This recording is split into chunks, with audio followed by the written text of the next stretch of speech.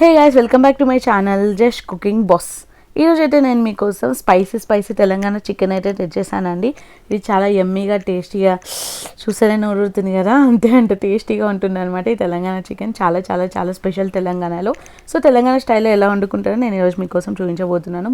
ముందుగా అయితే దీనికోసం ఉల్లిపాయలు, పచ్చిమిర్చి, కొత్తిమీర, ఉప్పు, కారం, పసుపు, ధనియాల పొడి, అల్లం వెల్లుల్లి పేస్ట్, అలాగే 1 kg చికెన్ కూడా తీసేసుకోవాలన్నమాట. ముందుగా అయితే ఇలా ఒక బాండి పెట్టుకుని అందులోకి తగినంత ఆయిల్ వేసేసుకొని, ఇలా మనకి ఆయిల్ హీట్ అయ్యాక అందులోకి మనము పొడుగా చీల్చి పెట్టుకున్న పచ్చిమిరపకాయలు, అలాగే పచ్చిమిరపకాయలు కొంచెం వేగాక అందులోకి మనము పొడుగా కట్ చేసి పెట్టుకున్న ఉల్లిపాయలు కూడా వేసేసుకొని ఒక్కసారిగా మీరు కలిపేసుకోండి. ఇలా మనము కలుపుకున్న తర్వాత అందులోకి మనము తగినంత సాల్ట్ అనేది యాడ్ చేసేసుకోవాలన్నమాట. సాల్ట్ వేస్తే ఏమవుతుందంటే మనకి ఆనియన్స్ అనేవి త్వరగా ఉడికిపోతాయి. ఇలా మనం సాల్ట్ యాడ్ చేసుకున్న తర్వాత మూత పెట్టేసుకొని, ఇలా మూత తీసుకున్నాక ఒక్కసారి అయితే ఉల్లిపాయలు ఒకసారి కలుపుకోవాలి. చూసారా, ఉల్లిపాయలు అయితే వేగిపోయాయి మనకి ఇక్కడ. ఇలా మనకి ఉల్లిపాయలు, పచ్చిమిరపకాయలు వేగిపోయాక అందులోకి మనం కొత్తిమీర కూడా కొద్దిగా యాడ్ చేసేసుకోవాలి. ఇలా కొత్తిమీర కూడా వేసుకున్న తర్వాత అది కూడా ఒకసారి కలిపేసుకొని అందులోకి మనం అల్లం వెల్లుల్లిపాయ పేస్ట్ కూడా వేసేసుకున్నాం.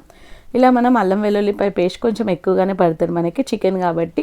చికెన్ స్పైసీ ఉండాలి అంటే మీరు అల్లం వెల్లుల్లిపాయ పేస్ట్ కొంచెం ఎక్కువగానే వేసుకోవాలి. అది కూడా ఫ్రై అయ్యాక అందులోకి మనం పసుపు కూడా యాడ్ చేసేస్తున్నాం. పసుపు, అల్లం వెల్లుల్లిపాయ పేస్ట్ ఇవన్నీ కొంచెం ఎక్కువగానే వేసుకోవాలి చికెన్లోకి. పసుపు కూడా వేగిపోయాక అందులోకి మనము ధనియాల పొడి కూడా వేసేసుకుని ఒకసారి కలుపుకున్న తర్వాత మనం అందులోకి ఇందాక 1 kg చికెన్ వాష్ చేసి పెట్టుకున్నాం కదా, అది మనం ఇందులోకి వేసేసుకోవాలన్నమాట. ఇలా మనం చికెన్ వేసుకొని ఒక్కసారి కలిపేసుకొని మూత పెట్టుకొని కొద్దిసేపు తర్వాత మూత తీసాక చూసారా వాటర్ అనేది రిలీజ్ చేసింది మొత్తం చికెన్. ఇలా మనకి సగం ఉడికిపోయింది ఆల్రెడీ చికెన్ మనకి ఇలాగా. ఇలా వాటర్ రిలీజ్ చేశాక అందులోకి మరి కాస్త ధనియాల పొడి అలాగే గరం మసాలా వేసేసుకొని ఒక్కసారి ఇలా కలిపి పెట్టేసుకోవాలి.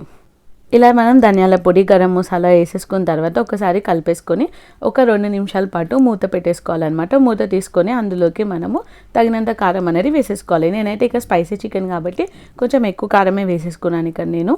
ఇలా మనం కారం వేసుకున్న తర్వాత ఇలా మనము ఒక్కసారిగా కలిపేసుకోవాలన్నమాట. ముక్కలన్నీ కూడా చూసారా ముక్కలకి స్పైసెస్ అనేది ఎలా పట్టాయో.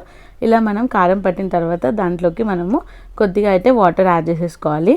ఎందుకంటే ఆబ్వియస్లీ మనకు షోర్వా కావాలి కాబట్టి, గ్రేవీ కావాలి కాబట్టి తెలంగాణ చికెన్ అంటేనే గ్రేవీ ఉండాలి కంపల్సరీ. అందులో చికెన్ కర్రీలో ఖచ్చితంగా గ్రేవీ ఉండాలి.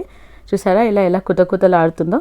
ఇలా కుతకుతలాడేటప్పుడు మనము అందులోకి తగినంత కొత్తిమీర అయితే వేసేసుకోవాలన్నమాట. ఇలా మనం కొత్తిమీర మీద నుంచి చల్లుకోవాలి మొత్తంగా కూడా.